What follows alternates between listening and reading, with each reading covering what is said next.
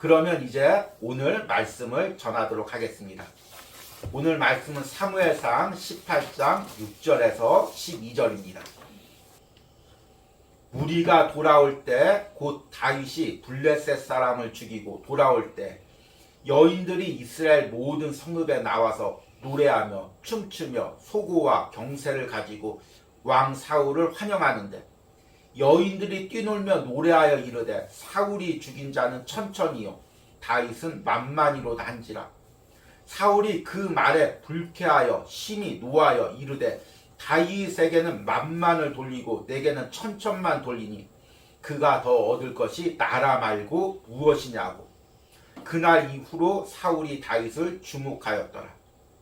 그 이튿날 하나님께서 부리시는 악령이 사울에게 힘있게 내리매 그가 집 안에서 정신없이 떠들어대므로 다윗이 평일과 같이 손으로 수금을 타는데 그때 사울의 손에 창이 있는지라.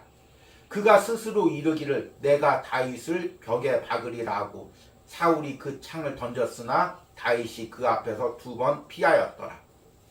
여호와께서 사울을 떠나 다윗과 함께 계심으로 사울이 그를 두려워한지라. 아멘. 우리 광고 말씀한 대로 이제 상반기에는 하나님이 기뻐하시는 내면의 변화라는 주제의 말씀을 전하고 있습니다. 그리고 2월 달에는 이제 자기 중심성의 변화라는 주제로 자기 중심성이라는 우리 내면의 죄의 핵심적인 부분을 전하고 있습니다. 첫째 주에는 자기 중심성은 무엇인가라는 말씀을 통해서 죄가 우리 안에 어떻게 들어왔고 그 죄의 중심이 자기 중심성이며 그것이 어떻게 하나님 중심적인 우리 본성을 자기 중심적인 인간 중심적인 나 중심적인 본성으로 바꾸었는지 이 부분에 대해서 말씀을 전했습니다. 그리고 이제 둘째 주에는 지난주죠. 자기 중심성은 어떻게 하나님을 대적하는가는 제목을 통해서 이제 하나님을 섬기고자 할 때 우리 밑바닥에서 어떻게 하나님의 영광을 가로채고 있는지 그 내면의 작용에 대해서 말씀을 전했습니다. 또 이제 올리버 크로멜이라는 역사상 인물을 통해서 또 바벨탑 사건을 통해서 말씀을 전했습니다. 이제 오늘의 말씀의 제목은 자기 중심성은 어떻게 관계를 파괴하는가 이 말씀입니다. 근데 이제 그동안은 이제 자기 중심성이 주로 하나님과의 관계에서 말씀을 전했다면 오늘 이 자기 중심성은 인간과의 관계에서 이 자기 중심성이 어떻게 관계를 파괴하는지 그 부분에 대해서 말씀을 전하려고 합니다. 실질적으로 우리가 매 순간 느끼고 또 경험하고 있는 부분이고 굉장히 이게 실질적인 말씀이기 때문에 예리한 말씀입니다. 그래서 여러분들이 이 말씀을 잘 깨어서 들으시고 또 성령님께서 이 말씀을 은혜롭게 또 심령 가운데 전달하도록 기도하는 마음으로 들으시길 바랍니다. 이 자기 중심성을 이제 요즘에 쓰는 단어로 가장 이제 단면이죠. 자기 중심성이라는 어떤 성경의 복음적인 핵심은 정확히 파악하지 못하지만 우리 인간 안에 자기 중심성이라는 죄의 본질이 있으니까 이것이 믿지 않는 사람들과의 관계에서도 다 이제 보이고 믿지 않는 사람들도 어느 정도 느끼겠죠. 그렇게 느껴서 표현하는 그 단어 중에서 가장 비슷한 단어가 나르시즘이라는 단어입니다. 이건 원래 이제 심리학 용어죠. 이제 그리스 신화에서 프로이드가 이것을 보고 자기 애에 빠진 사람을 이야기할 때 나르시즘이라고 하죠. 그러니까 이제 프로이드가 생각할 때는 인간은 태어날 때 아이는 자기 중심적입니다. 엄마 아빠가 자기만을 바라봐야 되고 또 자기가 울면은 바로 먹을 것을 줘야 되고 자기가 띵땅 놓으면은 바로 자기한테 달려와서 자기를 달래줘야 되고 그러니까 아이는 철저하게 자기 중심적입니다. 그래서 이제 건강하게 성장하면 이 자기 중심성이 타인한테 이렇게 넘어갑니다. 그래서 아버지가 어머니가 날 키우느라고 이렇게 고생했구나. 그리고 또 이제 아름다운 상대를 보면 저 사람을 사랑해야지. 그러면서 그 사람에게 관심을 가지고 또 저 같은 목회자는 영혼을 보면 저 영혼을 돌봐야지 하면서 상대에게 관심을 가지게 됩니다. 그런데 자랐는데도 아직도 자기 중심성이 어린아이처럼 강한 사람을 나르시스트라고 이제 부르는 것입니다. 이게 이제 나르시스트의 특징은 뭐냐면 대화를 할 때 모든 대화의 초점이 자기한테만 집중이 돼야 됩니다.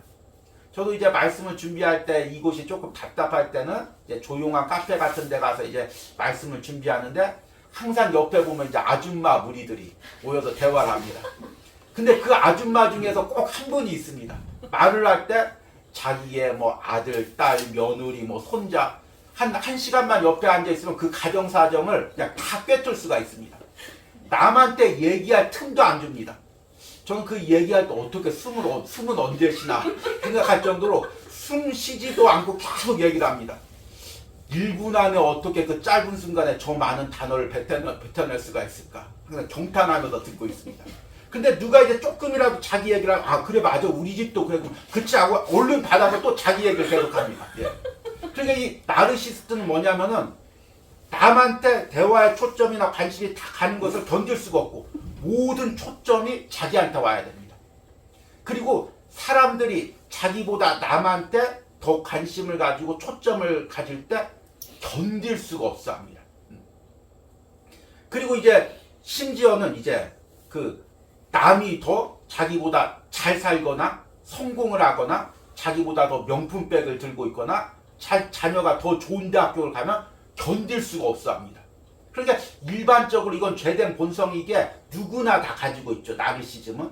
그런데 이 나르시즘이 강한 사람은 이것이 아주 병적으로 강해져서 자기보다 누가 조금만 높아지거나 인정받는 것을 보면 마음에서 견딜 수 없는 고통을 느낍니다.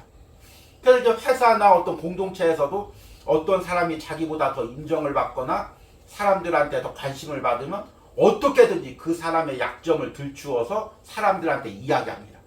그 사람이 없는 틈만 되면 보여서 그 사람들의 약점을 이야기하고 교묘하게 계획을 만들어서 그 사람을 함정에 빠뜨리려고 하고 또 그 사람을 은근히 이제 따돌림을 시키려고 계속해서 이렇게 노력을 합니다.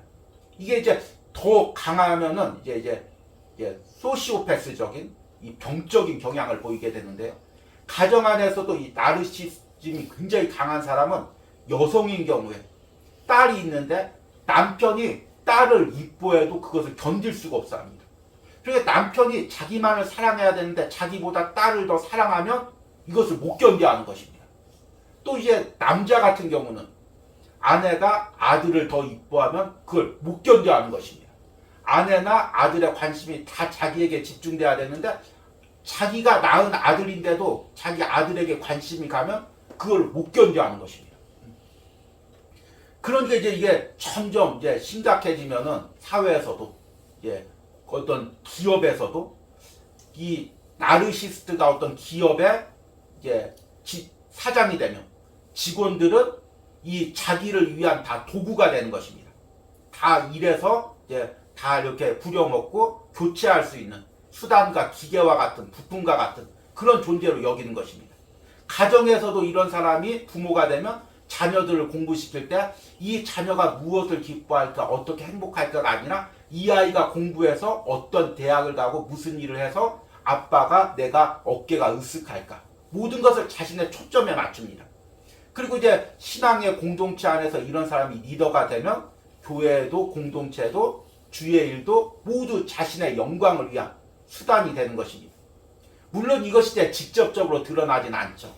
그래서 이제 이런 사람들이 주로 하는 이야기가 무슨 말이냐면 다 너 잘 되라고 그러는 거야. 나조차고 그러는 거야. 다 우리 집 잘 되라고 그러는 거야. 나만 잘 먹고 잘 살려고 그러는 건 줄 알아? 다 우리 회사 잘 돼가지고 다 잘 되려고 하는 거야. 우리 교회 부흥해서 하나님 영광 드러내려고 그러는 거야. 계속해서 나조차고 그러는 게 아니라는 말을 계속해서 사용합니다. 그러나 그 안에는 강한 자기 중심성의 욕망이 있는 것입니다. 뒤에서 이야기하겠지만 세상 사람들은 이것을 볼 수가 없습니다. 그러나 복음 안에 있으면 이 자기 중심성이 보이는 것입니다. 여러분 복음은 어쩔 수 없이 자기 중심성이 보일 수밖에 없는 것입니다. 내가 복음을 접했다고 하고 내 안에 있는 자기 중심성을 보지 못했다면 그것은 복음을 접한 사람이 아닌 것입니다. 복음은 내 안에 있는 죄의 중심성을 드러내도록 그렇게 하나님께서 우리에게 주신 것입니다. 왜 그런지 따질 수가 없는 것입니다. 왜냐하면 하나님이 그렇게 주신 것이기 때문입니다. 그래서 성경의 인물에 보면은 끊임없이 자기 중심성과 싸운 인물들이 있고, 또 반대로 그 자기 중심성에 끌려간 인물들이 있습니다. 그 대표적으로 오늘은 두 사람을 이야기하려고 합니다. 먼저는 자기 중심성에 끌려간 사람입니다. 그 대표적인 사람이 오늘 성경 말씀에 읽은 사울입니다. 이 사울에 대한 이야기는 이제 우리가 계속해서 내면의 변화라는 이 주제의 말씀을 전하면서 계속해서 이제 언급을 할 것입니다. 왜냐하면 이 사울왕은 성경에서 자기 중심성의 끝판왕이기 때문입니다. 그래서 그 자기 중심성이 인간을 얼마나 타락시키는지, 얼마나 병들게 하는지, 그리고 그 자기 중심성을 가진 사람으로 인해서 가정이 어떻게 병들고 영혼들이 어떻게 상처 입고 나라와 공동체가 어떻게 깨어지는지를 알려고 하면은 사울이라는 인물을 묵상해 보면 그 자기 중심성에 이끌려 가는 사람을 통해서 본인도 주변 사람도 얼마나 불행해지는지를 볼 수가 있습니다. 그래서 제가 이 자기 중심성을 설교하면서 이것을 심각하게 이야기하는 이유가 이 자기 중심성이 개인이 단지 하나님께 영광을 가로채는 그 정도 수준으로 끝나지가 않는다는 것입니다. 자기 중심성이 강한 사람이 있으면 가정 안에서 자녀들과 아내와 남편이 상처 있습니다. 가정이 깨어질 수밖에 없습니다. 공동체가 깨어질 수밖에 없습니다. 이런 사람이 국가의 지도자가 되면 독재 국가로 변할 수밖에 없는 것입니다. 그렇기 때문에 이 자기 중심성을 바라보고 계속해서 깨트려야 되는데 사울이란 인물은 그러질 못했다는 것입니다. 사실 이제 이 사울이라는 인물은 왕이 될 자격을 가진 것이 전혀 없는 사람입니다. 이스라엘의 12지파 중에서도 베냐민이라는 가장 작은 지파에 소속되어 있습니다. 그리고 왕이 되기 전에 어떤 전쟁을 해서 뭐 승리를 거뒀다든지 아무런 공로가 없습니다. 그런데 하나님께서 왕으로 세우실 때 전적으로 제비 뽑기를 통해서 기스의 아들 사울을 왕으로 세운 것입니다. 그러니까 사울이 된 것은 전적으로 하나님의 은혜에 있습니다. 사울도 그것을 알았습니다. 그래서 항상 하나님께 순종하고 또 사무엘 선지자의 말씀에 순종하며 그렇게 통치하고 나라를 다스렸습니다. 그런데 이제 사울이 어느 정도 이제 왕권이 강화되고 왕으로 인정받으니까 지난주에 말씀한 것처럼 그 밑바닥에 있었던 이 자기 중심성이 어느 순간 튀어나옵니다. 그런데 사실은 우리가 이제 이게 연단 받을 때 은혜라고 하는 이유는 뭐냐면 연단 받을 때는 우리가 고난 받을 때는 이 자기 중심성이 밑바닥에 잠재되어 있습니다. 나오질 않는 거죠. 그런데 이제 하나님께서 우리를 세워주시면 그 높아지면 그때 이제 그 숨어있던 자기 중심성이 튀어나와서 하나님 영광 대신 내 영광을 차지하게 되는 것입니다. 그러니까 사울왕도 처음에 나 같은 연약한 사람, 나같이 자격 없는 사람을 왕으로 세워주셨다니 하면서 감사하는 마음으로 하나님 중심적으로 나라를 통치합니다. 근데 왕이 되고 사람들에게 섬김을 받다 보면 어느 순간에 자기 중심성이 튀어나와서 자신의 이익을 위해서 전쟁을 하고 자신의 이익을 위해서 예배를 드립니다. 그래서 아말렉과 전쟁에서도 전리품들을 챙겨서 자기 것으로 삼고 아간왕이 자기한테 아부를 하자 그를 살려주고 또 블레셋과의 전쟁에서도 예배를 드릴 때 백성들을 모으기 위한 수단으로 예배가 수단이 돼서 예배를 드려지게 되는 것입니다. 그때부터 하나님 중심적인 마음이 떠나가고 자기 중심적인 마음이 차지하게 됩니다. 이 부분은 굉장히 예민한 부분이라서 이제 다음 주에 설교하겠지만 우리 그리스도인 안에는 두 가지 마음이 있습니다. 하나님 중심적인 마음하고 자기 중심적인 마음입니다. 그런데 이게 사실은 총량 보존의 법칙하고 좀 비슷합니다. 그래서 하나님 중심적인 마음이 가득 차면은 자기 중심적인 마음은 저절로 밀려나게 돼 있습니다. 근데 자기 중심적인 마음이 가득 차면 저절로 하나님 중심적인 마음이 사라지게 되는 것입니다. 그러니까 사울왕의 이 자기 중심적인 마음이 가득 차니까 하나님 중심적인 마음이 사라지고 자기 중심적이 강하면 강할수록 악한 영이 그 마음을 사로잡게 되는 것입니다. 항상 누가 내 자리를 차지할까? 항상 누가 나보다 더 인기가 있을까? 누가 나보다 권력이 더 많을까? 항상 그것만을 생각하게 되면서 병적이게 되는 것입니다. 그런 상황에서 이제 블레셋과의 전쟁에서 골리앗을 다윗이 이깁니다. 그리고 이제 오늘 읽은 말씀에 보니까 전쟁에서 돌아옵니다. 사실 이 전쟁의 이제 승전식이죠. 승전식의 주인공은 사울왕이 되어야 됩니다. 자기가 왕이니까 군대를 이끌고 전쟁에 나가서 승리를 했으니까 예루살렘에 돌아올 때 온 백성들이 자기에게 영광을 돌려야 됩니다. 그런데 오늘 6절과 7절 말씀 보니까 그 영광의 초점이 이제 다윗에게 가고 있습니다.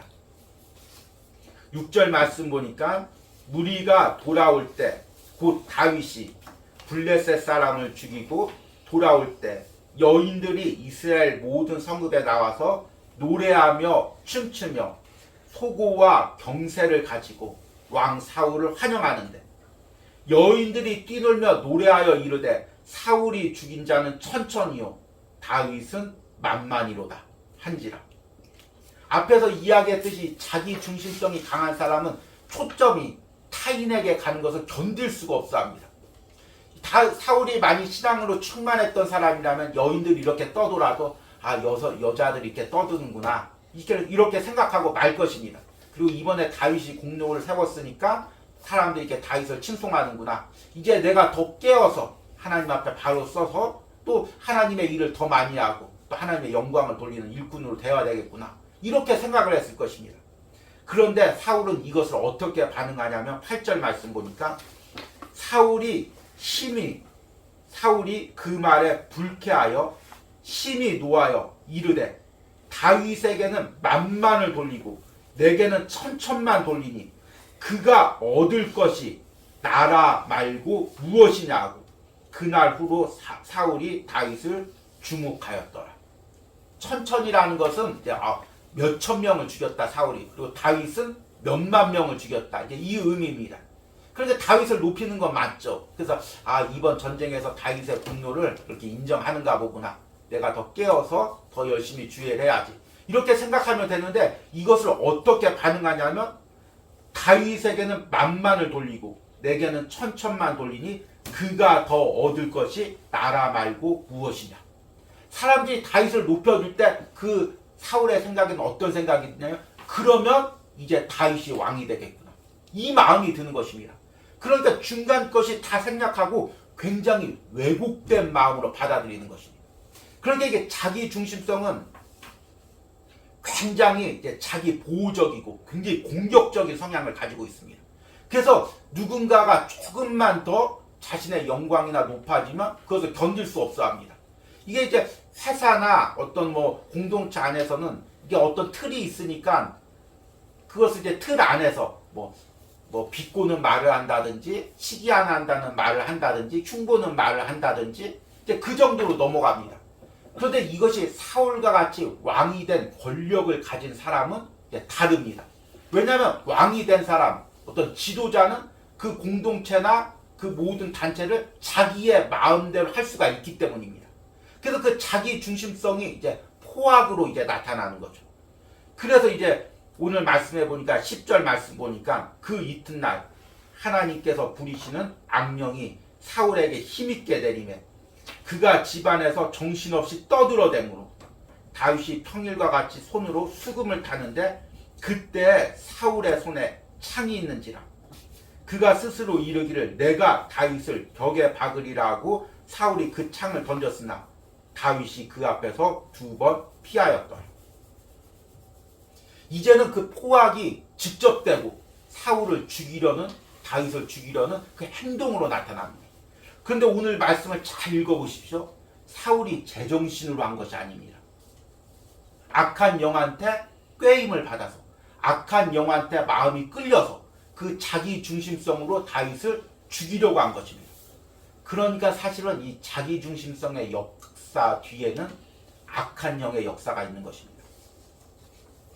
자기 중심성이 강한 사람은 모든 것이 자신에게 초점이 맞춰야 되고 자신이 남보다 높아져야 되고 더 인정받아야 됩니다. 그런데 그렇게 되지 못하면 악한 영이 그 안을 마음을 충동질합니다.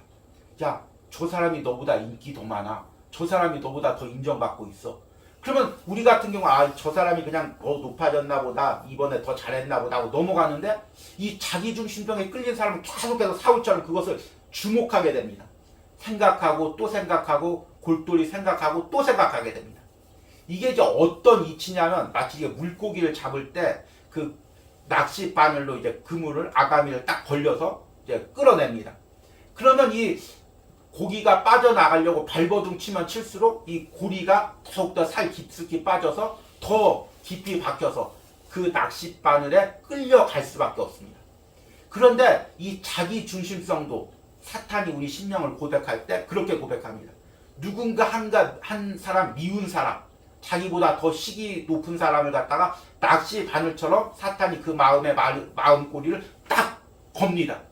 저 사람 너보다 일 잘하잖아. 저 사람 너보다 인기 더 많잖아. 저 사람 너보다 더 성공했잖아. 너보다 능력도 없는데, 가진 것도 없는데, 재능도 없는데 더 인기를 누리고 있잖아. 그러면 그 마음이 고리처럼 딱 걸립니다. 그러면 모든 행동을 할 때 그 사람이 다 걸립니다. 회사에 출근해서 아침부터 저녁까지 계속 사울처럼 다윗이 계속 주목되는 것입니다. 신하들이 다윗에게 한마디 할 때마다 저 신하가 왜 다윗에게 저 말을 하지? 왜 가까워졌지? 또 다윗이 무슨 행동할 때마다 저것 봐라, 자기 높이려고 그러는 거 아니야? 모든 행동을 자신에 대한 공격으로 받아들입니다. 그래서 괴로워서 견딜 수가 없습니다. 어떻게든지 그 사람을 공격해야 되고 그 사람을 쫓아내야 되고 그 사람을 심지어는 죽여야 됩니다. 그래서 그 사람을 쫓아내고 죽이면 끝나냐? 그게 아닙니다. 자기 중심성에 걸린 사람은 그 대상이 이제 벗어나면 또 다른 대상이 걸립니다. 그래서 일평생 계속해서 누군가를 싸워야 되고 누군가를 이겨야 되고 누군가를 어떻게든지 해코지를 해야 됩니다. 그래서 평생 이 자기 중심성에 끌려서 마치 그 아가미에 고리가 걸린 바늘이 걸린 물고기처럼 계속해서 그 낚싯바늘에 끌려다니는 인생을 사는 것입니다. 그 사람이 누구냐면 바로 사울왕입니다. 사울왕이 이 다음부터 무엇을 했을까요? 성경에 보면은 사울왕의 통치에 대해서 무엇을 이야기할까요? 왕이 되면 할 일이 얼마나 많을까요? 한 기업의 어떤 리더가 돼도 한 공동체의 리더가 돼도 할 일이 얼마나 많이 있습니까? 당시에 이스라엘은 또 이제 신정국가죠. 왕이 또 종교적인 리더가 되고 또 전쟁도 해야 되고 통치도 해야 됩니다. 그러면 얼마나 정신없이 많은 일을 해야 될까요? 그런데 오늘 본문 이후부터 사울왕에 대한 이야기가 나올 때 사울왕이 한 행동은 뭐냐면 다윗을 쫓아다니는 거. 계속해서 다윗을 죽이려고 일평생 한 일이 다윗을 쫓아다니는 거. 그게 사울왕이 남은 생에 한 게 전부입니다. 여러분 영적으로 봤을 때 얼마나 불쌍합니까? 하나님께서 그를 왕으로 세우셔서 그 이스라엘이라는 공동체를 영적으로 세워가고 예배 공동체로 세워가는 중요한 리더로 세웠는데 사울왕이 돼서 한 것은 일평생 자기보다 더 높아지는 다윗을 시기하고 다윗을 쫓아다니는데 모든 에너지를 다 쏟은 것입니다. 인간의 에너지라는 것은 한정이 되어 있습니다. 많은 사람이 있어서 여러 가지 일을 하는 사람도 있지만 그래도 가장 중심적으로 쏟는 에너지는 한정이 되어 있는 것입니다. 그런데 모든 에너지가 다윗에게 다 쏟아 있습니다. 눈앞에 신하들이 왔다 갔다 할 때도 다윗이 왔다 갔다 하면 계속해서 어떤 업무를 처리를 못합니다. 다윗만 바라봅니다. 저놈이 어떡할까? 저놈이 얼마나 인기를 받을까?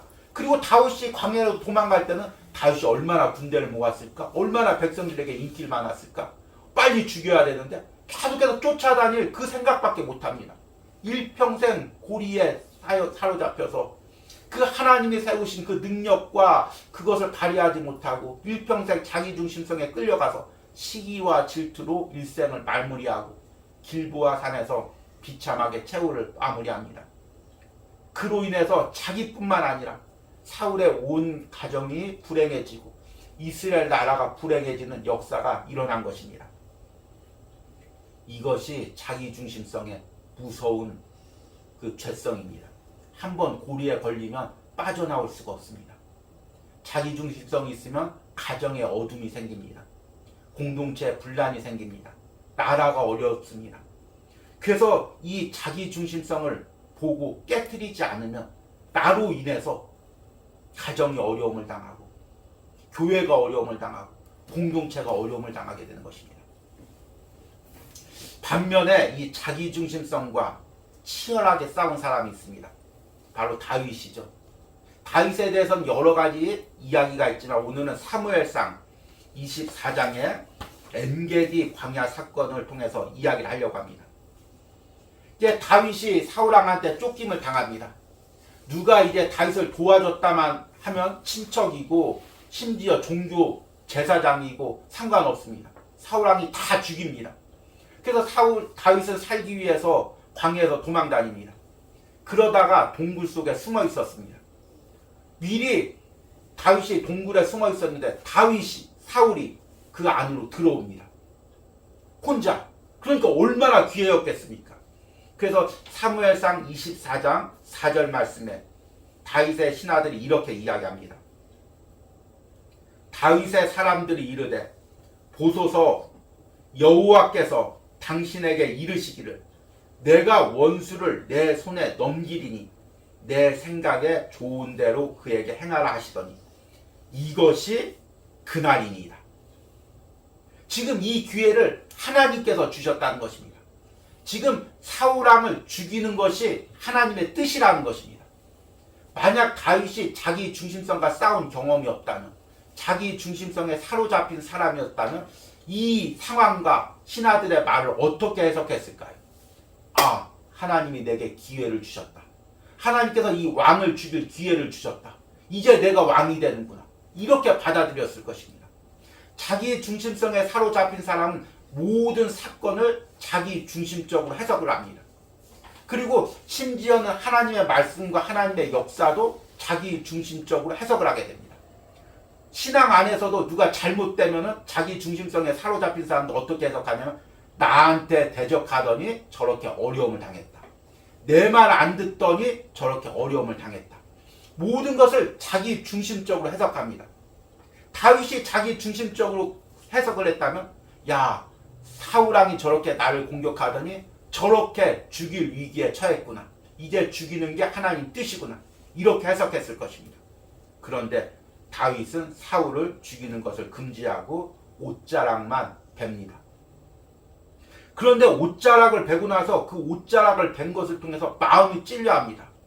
5절 말씀 보니까 그리한 후에 사울의 옷자락 뱀으로 말미암아 다윗의 마음이 찔려 자기 사람들에게 이르되 내가 손을 들어 여호와의 기름 부음 받은 내 주를 치는 것은 여호와께서 금하시는 것이니 그는 여호와의 기름 부음 받은 자가 됨이니라 하고 다윗이 사울을 죽이지 않은 것, 또 다윗의 옷자락을 벤 것을 통해서 마음이 아파한 것을 보고 아, 다윗이 도덕적인 사람이구나, 아니면 마음이 예민한 사람이구나, 이렇게 생각할 수가 있습니다.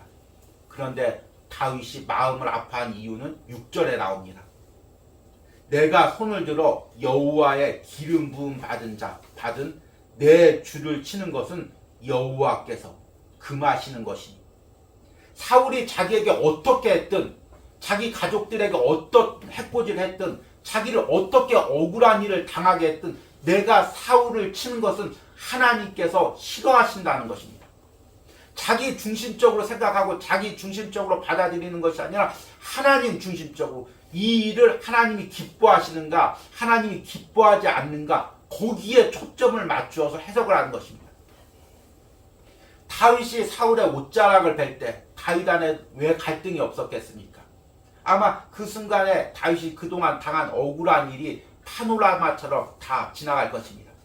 내가 여기서 사울을 죽이기만 하면 이 억울한 것을 다 갚을 수 있는데, 다 해결될 수 있는데, 그런데 하나님께서 그 마음을 자꾸 막으십니다. 그리고 나서 옷자락만 뺍니다. 그리고 나서 생각을 해보니까 내 안에 사울을 해하려는 마음이 있었구나. 하나님이 싫어하는 마음이 있었구나. 하나님 앞에서 가책을 느끼는 것입니다. 자기중심성과 싸우는 사람들은 계속 하나님 앞에서 내 중심적으로 생각하고 행동하는 것들이 계속해서 드러납니다. 그래서 견딜 수가 없습니다. 그래서 계속해서 그것을 하나님 앞에 회개하고 깨트리고 하나님 앞에 진실하게 하나님 앞에 바르게 살려고 몸부림을 칩니다.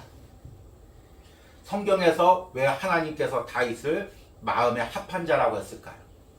다윗이 이스라엘 나라를 잘 다스려서 아니면 예배를 잘 드려서 그래서 합한 자라고 했을까요? 아니면 일평생 내 안에 있는 자기중심성을 깨뜨리고 어떻게든지 하나님 중심적으로 하나님 뜻대로 살려고 몸부림을 쳤기 때문일까요? 바로 이것입니다. 다윗이 그렇게 몸부림을 쳐서 다윗이 그 하나님이 세우신 왕이 되었고, 또 다윗을 통해서 이스라엘 공동체가 세워지고 신앙의 국가가 되고 다윗 왕조가 계속해서 이어지고 심지어는 메시아까지 그 족보가 이어지는 역사가 일어났던 것입니다. 한 사람이 자기 중심성을 깨트리고 변화받으면 그 사람으로 인해서 가정이 하나가 됩니다. 교회가 하나가 됩니다. 공동체가 하나가 됩니다. 자기 중심성을 깨트릴 때 그 내 한 사람이 죽는 것을 통해서 하나님께서 그 공동체를, 가정을 세워가시는 것입니다. 여러분, 사실 이 자기 중심성을 깨트린다는 것이 얼마나 어려운 일입니까? 매일같이 나를 십자가에 못 박는 일입니다. 그런데 그렇게 내가 못 박히고 그렇게 내가 죽으면, 내가 죽어서 공동체가 살고 가정이 살고 자녀들이 살고 나라가 사는 것입니다. 이제 말씀을 맺으면서 우리가 이 자기 중심성과 또 이제 앞에서 나르시즘을 이야기했습니다. 그러면 이 자기 중심성이 세상 심리학과 같은 이야기 아니냐, 이렇게 생각할 수가 있습니다. 그런데 복음은 세상 심리학과 근본적으로 다릅니다. 세상 심리학은 무엇이냐면 어느 정도 이 자기 중심성을 인정하는 것입니다. 예를 들어서 상처 입은 사람이 이제 세상에서 유명한 상담소를 갔다고 생각을 해보십시오. 그러면 상담하는 사람이 뭐라고 이야기할까요? 자기 아픔을 이야기하면 그렇게 아팠냐? 그렇게 힘들었냐? 그거 너 때문에 그런 것이 아니다. 네가 그런 환경에서 자랐기 때문에 그렇게 될 수밖에 없었던 것이다. 너의 부모 때문에 그렇게 될 수밖에 없었던 것이다. 네가 그런 남편하고 결혼해서 그렇게 살 수밖에 없었던 것이다. 그런 아내와 결혼해서 그렇게 살 수밖에 없었던 것이다. 그렇게 힘든 인생을 살았기 때문에, 그렇게 어려운 직장을 다녔기 때문에 그렇게 상처받을 수밖에 없었던 것이다. 세상의 심리학은, 상담은 모든 것을 외부적인 원인으로 돌립니다. 물론 외부적인 원인도 있겠죠. 그런데 복음은 가장 먼저 내 안에 자기 중심성을 들춰내는 것입니다. 그래, 가정의 어려움도 있었다. 그래, 사회적인 어려움도 있었다. 그런데 그 모든적인 원인은 네 안에 있는 죄 때문에 그렇다. 자기 중심적인 죄 때문에 그렇다. 네가 모든 그런 상황을 너의 중심적으로 받아들이고 너의 중심적으로 받아들인 게 상처 있고 아파했다. 이것을 들춰내는 것입니다. 그러니까 세상 상담은 얼마나 위로가 됩니까? 그러나 그것은 순간적인 위로만 되고 진정한 내면의 변화는 일으킬 수가 없습니다. 근데 복음은 가장 중심적에 있는 내면의 죄로 들춰냅니다. 이것을 깨트려야 네가 산다. 이것을 깨트려야 내 영혼이 산다. 이것을 깨트려야 너희 가정이 산다. 너희 자녀가 산다. 직접적으로 이 부분을 이야기하는 것입니다. 그러니까 이 자기 중심성을 이야기할 때 괴롭죠. 모든 게 외부의 원인이 있으면 얼마나 편합니까? 이렇게 된 게 나 때문이 아니면 얼마나 다 편합니까? 그런데 복음은 이렇게 된 것이 다 나의 죄 때문이라고 이야기합니다. 이것을 변화시키지 않으면, 이것을 깨뜨리지 않으면 소망이 없다고 이야기합니다. 이것은 선택의 문제가 아니라 이걸 깨뜨리지 않으면 내가 살 수 없다고 이야기합니다. 우리 가정이, 우리 자녀가, 우리 공동체가 살 수 없다고 이야기합니다. 그러니까 괴로운 것입니다. 그런데 이렇게 괴로운 곳에 변화가 있습니다. 이렇게 괴로운 곳에 은혜가 있습니다. 여러분들이 복음으로 나를 보시길 바랍니다. 어디에도 피하지 말고 어디에도 핑계대지 말고 십자가 앞에 벌거벗은 모습으로 그대로 서시기 바랍니다. 주님, 나 때문입니다. 내 죄 때문입니다. 깨닫고 내 자기중심성 깨뜨리고 주님 뜻대로 살겠습니다. 영혼을 섬기겠습니다. 이렇게 고백할 때 진정한 변화와 회복을 여러분들이 경험할 수 있을 것입니다.